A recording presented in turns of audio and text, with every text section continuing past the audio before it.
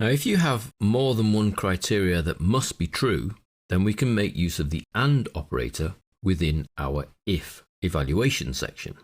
So if we take the and/or working file and look at the simple sheet, this has a number of dancers and their score for 3 exams that they've sat this year.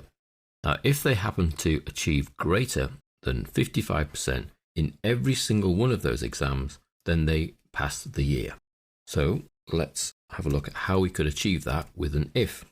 Now, we could do nested ifs, say if the first exam is greater than 55%, then let's check if the second exam is greater than 55%, and then let's check if the third exam is greater than 55%. Or we can check all 3 in one go by using an AND. So we start with our if, open brackets. Then our AND operator works a bit strangely because it works like a function really, is AND open brackets, and then we put our logical conditions in. So B2 must be greater than or equal to 55%. So in a function that needs to be 0.55, comma, but our result for exam 2 must also be greater than or equal to 0.55, comma, and our exam result for exam 3 must be greater than or equal to 0.55.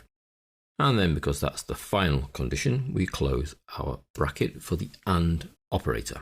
So effectively we're saying and that one, that one, and that one must all be true. If they are, then the person happens to have passed their year.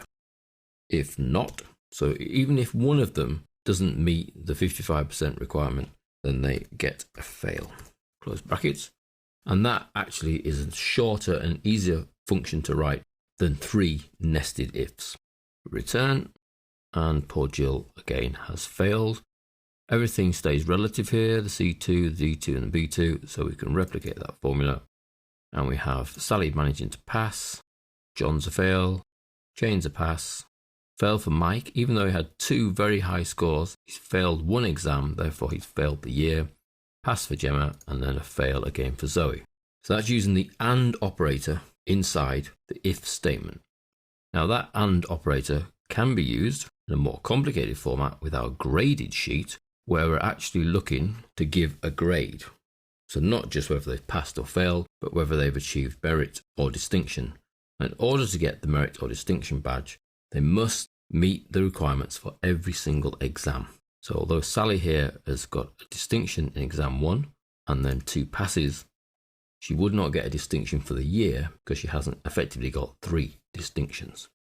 So we start with the first person, equals if, open brackets, and we need to check and that all of the exams effectively have been passed.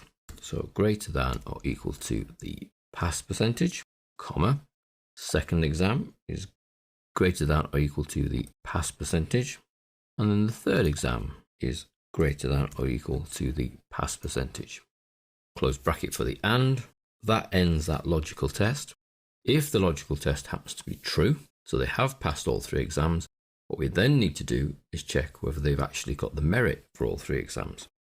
So if, open brackets, and open brackets, exam 1 is greater than or equal to H2, comma, next exam is greater than or equal to H2, comma, and the third exam greater than or equal to H2, close brackets on the and, comma, to end the logical test. So if they've got a merit on all 3 exams, then we need to check with another if statement and another and whether they've managed to achieve distinction on all 3 exams. So is exam 1 greater than or equal to H3, exam 2 greater than or equal to H3, and exam 3 greater than or equal to H3. If so, then we've gone through 3 nested ifs here and 3 and statements, they've actually achieved distinction. If not, then they must have achieved merit, G2, and that closes that if statement. Then we need to be the false for the previous if statement, which will give them a pass, which is G1, and then we need to be the false for the outer if statement, which is a fail, which we don't have a label for, but we can type in. and then close the round brackets for the outer if. So that actually gets to be quite a complicated statement, and it happens to show that Jill has failed. What we also need to do is make absolute all of the references to the merit, pass, and distinction cells and values, which have been used quite extensively in each of our 3 ands, and then in the label outputs. And return.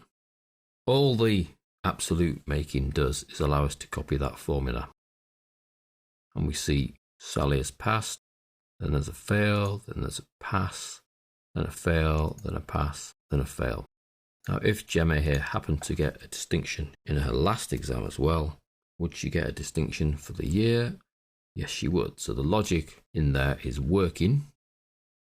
Notice that that is actually quite a long formula, and I've had to extend the line by clicking the little arrow at the end here. So we can collapse it and then extend it should we need to read some more. That is quite a useful option for very long statements, and some of these nested ifs can get very long.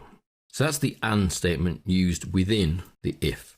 Works like a function really, because you put the name first and open brackets, and then each of the criteria that must be true are separated by commas.